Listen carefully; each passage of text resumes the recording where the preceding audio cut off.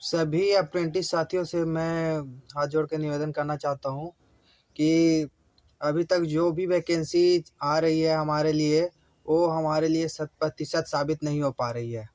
जैसा कि 2018, 2019 में वैकेंसी आया और अभी 2024 में वैकेंसी आया है। 2018 की वैकेंसी को देखा जाए तो उसमें लगभग 62,000 सीट था, उसमें से 20% कोटा में हमें 12,000 समथिंग सीट मिला था और उसे आरटीआई करने पर हमें डाटा प्राप्त हुआ कि मात्र 1263 सीटों से ही फुल किया जा चुका था। मतलब हमें देख सकते हैं कि 11,000 के आसपास सीटें खाली रह गई थी, मतलब उन्हें अनरिजर्व कैटेगरी को दे दिया गया था और यही हाल लगभग लगभग आगे की वैकेंसियों में भी रहा। फार्म तो बहुत ज़्यादा गया था, 1,71,000 फॉर्म गया था 2018 के लेवल 1 ग्रुप डी के लिए। लेकिन देख सकते हैं अप्रेंटिस साथियों के साथ कितना धोखा हुआ। मात्र 1263 सीट ही अप्रेंटिस कैंडिडेट ले पाए। ऐसा क्यों हुआ? क्योंकि बहुत सारे लोग का नंबर कम हुआ या फिर कुछ अप्रेंटिस साथी हैं जो अप्रेंटिस नहीं थे या अप्रेंटिस कर रहे थे, वो भी डाल दिए होंगे फॉर्म, और दूसरे संस्था से किए अप्रेंटिस वो भी डाल देते हैं इसमें, तो वो भी एलिजिबल नहीं होते हैं। लेकिन रेलवे से किसी भी जोन से किए हैं और रेलवे के किसी भी जोन में डालते हैं वो एलिजिबल होते हैं। तो इसी तरह जो लेवल 1 का 2019 में वैकेंसी आया, उसमें भी हमें 1 लाख समथिंग सीट मिला था टोटल में, ओपन कैटेगरी, एक सर्विसमैन सब जोड़ के। लेकिन उसमें 20,000 यदि कोटा मिला था सीसीए को, तो वो भी फुलफिल सही से नहीं हो पाया।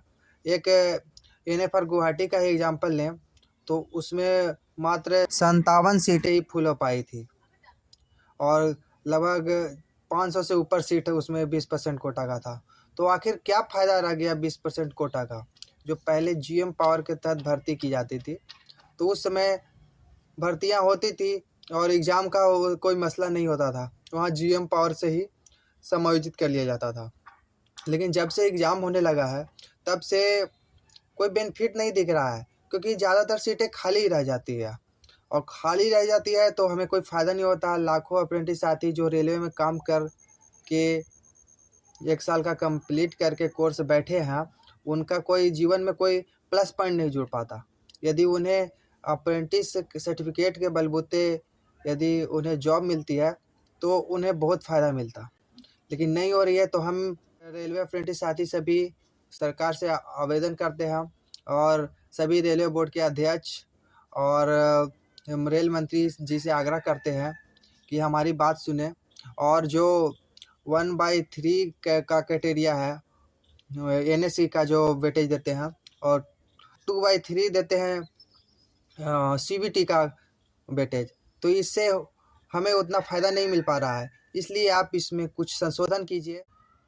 अतः महोदय से आग्रह है कि एनएससी सर्टिफिकेट का वेटेज कुछ बढ़ाया जाए और एनएचसी सर्टिफिकेट का वेटेज 1/3 से 2/3 किया जाए और उसी तरह सीवीटी का वेटेज 2/3 से 1/3 कर दिया जाए, ताकि जिसका 66% भी एनएससी में मार्क्स है, उसको भी 44% मार्क्स केवल उसी से जुड़ जाए और जिसका 90% या 90% प्लस मार्क्स है, उसका भी 66% मार्क्स उसी से आ जाए। यानी सभी लोग पहले से पास रहे, केवल कुछ ही ट्यूशन उनको बनाना रहे, डील करना रहे। और यदि सीबीटी में अभी 2/3 ऐड किया जाता है सीबीटी का, उसको 1/3 ऐड किया जाए, ताकि उनको सीबीटी से उतना लेना देना नहीं रहे, केवल सीबीटी अपीयरिंग रहे। तो ऐसा करने से हमें लगता है कि हमारे सारे अप्रेंटिस साथियों का कुछ ना कुछ भला होगा और इस पर हमें डिपार्टमेंट को सोचने पर मजबूर करना चाहिए, क्योंकि ये जनहित में है। और क्या फ़ायदा यदि ज़्यादा से ज़्यादा लोग अप्रेंटिस कर रहे हैं और वो अप्रेंटिस का सीट फुल नहीं हो पा रहा है एग्ज़ाम होते हुए भी, तो उसका कोई मतलब नहीं आता। तो इसलिए हम ज़ोर शोर से मांग करते हैं गवर्नमेंट से कि प्लीज़ सीबीटी का मार्क्स को वेटेज जैसा दे रहा है उससे कोई फ़र्क नहीं पड़ रहा है हमें, इसलिए एनएससी का सर्टिफिकेट का वेटेज है उसको प्लीज़ बढ़ाया जाए। जो 1/3 है, यानी कि 3% ऐड हो रहे हैं, उसको 2/3 यानी कि 66.66% को आप ऐड करने की कोशिश करें। इसी तरह हम लोग सभी आपसे निवेदन है कि आगे की वैकेंसी में इसको प्लीज़ लागू करिए, ताकि लोगों को ज़्यादा से ज़्यादा फ़ायदा मिल सके अप्रेंटिसशिप का।